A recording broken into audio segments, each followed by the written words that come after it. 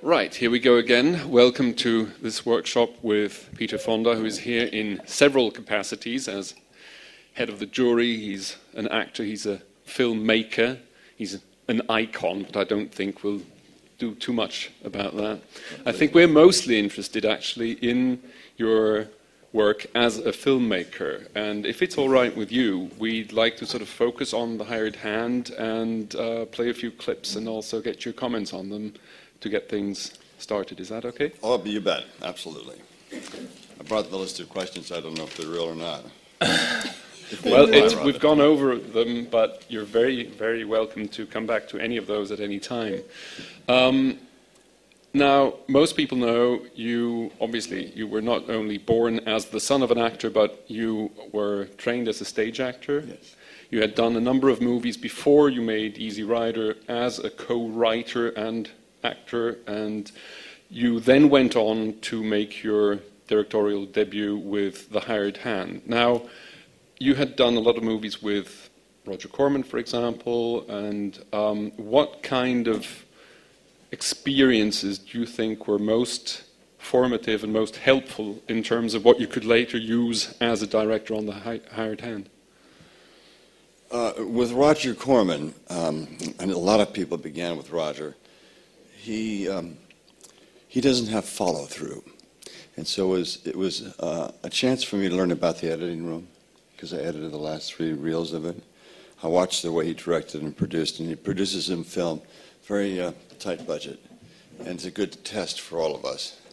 Because if we have too much money, we get too out of involvement. When you have very little money, you get very involved because that's what you have to do to make it. But I watched the way he directed. I got to do some second unit directing myself, and that was that wasn't the beginning of my film career, but it was the beginning of my independent thought. And then where else did we want to go? Roger certainly is important. I don't want to put that down at all. But a lot of people were influenced by him. Martin Scorsese, Francis Ford Coppola, a whole bunch of people. Mm-hmm. Good filmmakers. Now, when you were about to make The Hired Hand, I read that your father said you were crazy to direct a movie that you were also going to act in. And in the documentary on The Hired Hand, The Return of the Hired Hand, there is a sequence in which you discuss how you went about directing yourself, or Vilmos Zsigmond said that he sort of had to stand in to some extent for you. How did that work? Well, when one is going to, let me start with how I prepared to do anything other than be dancing in front of the lens. I learned how to operate the camera. I learned how to pull out all the cable and string it. I knew what it was to light the lights, to hold the shiny boards, to do makeup, to take the camera apart, load the camera, clean all the elements in the camera, which we have to do at the end of every day, fill out the camera reports. Everything that has to do with work behind the camera, I learned, I studied, because that's work, and it's necessary for any director to know what each, producers too, to know how much time it takes for each of the individual things that I'm talking about, the people that work behind the camera, how long it takes to happen. So first of all, you don't have to yell. This is very important. Try never to yell while you're working, and because it just is a waste of energy.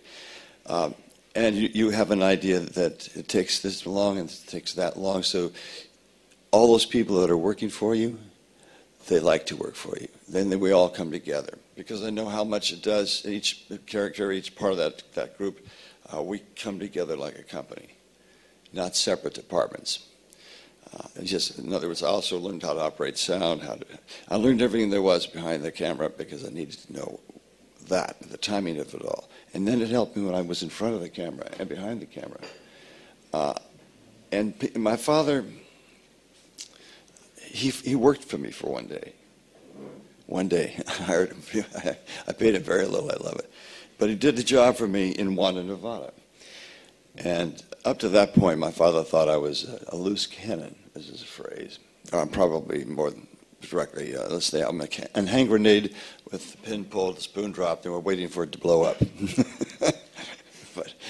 I was working with a crew of 78 people. It was the largest crew I'd ever worked with as a director and producer.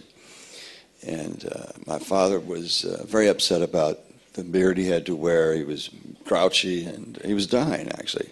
And he was supposed to be chewing tobacco, and so I got licorice for him. He loved licorice. And I said, here, I ground it all up. You can just put it in your mouth, and it spits out. It looks like tobacco. The camera doesn't know.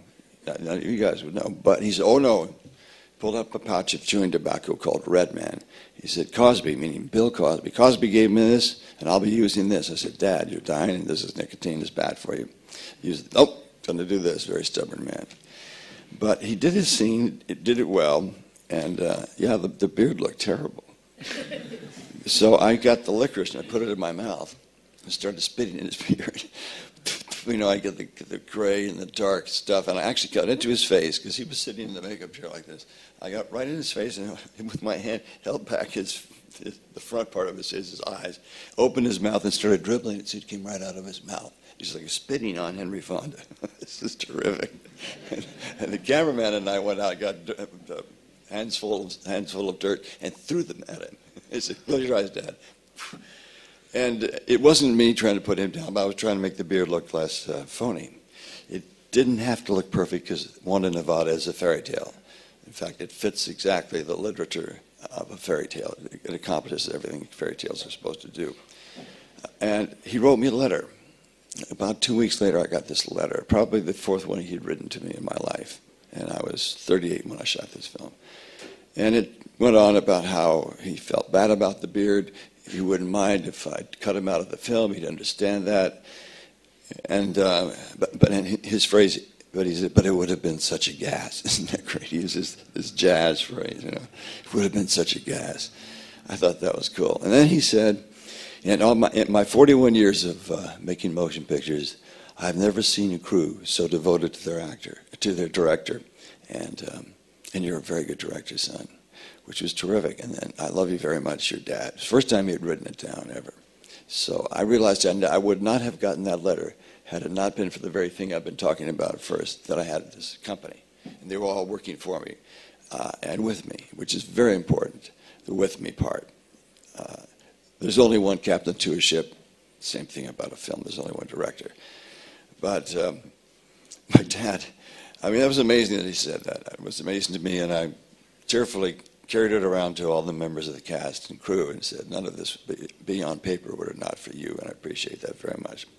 So my point is that by knowing all those things, my father understood that I knew what I was doing. He didn't think I knew what I was doing when I made Easy Rider. He didn't think I understood it. He said, this will never work. Because everybody told me that would never work. That you can't make a movie like that. Those are the movies we all should try to make, right? The ones that everyone else says we shouldn't make. But he didn't understand it. He understood the success. But it was an audience that he did not know how to describe Easy Rider was made for. And in fact, none of the studios did. And I was one of the audiences, so I made the movie for myself. And all other people had something to say to talk about America. And even though it was a great success, he still thought it was nuts because I did my next film as a hired hand where I directed and acted. And he asked me about that. And I said, well, you know,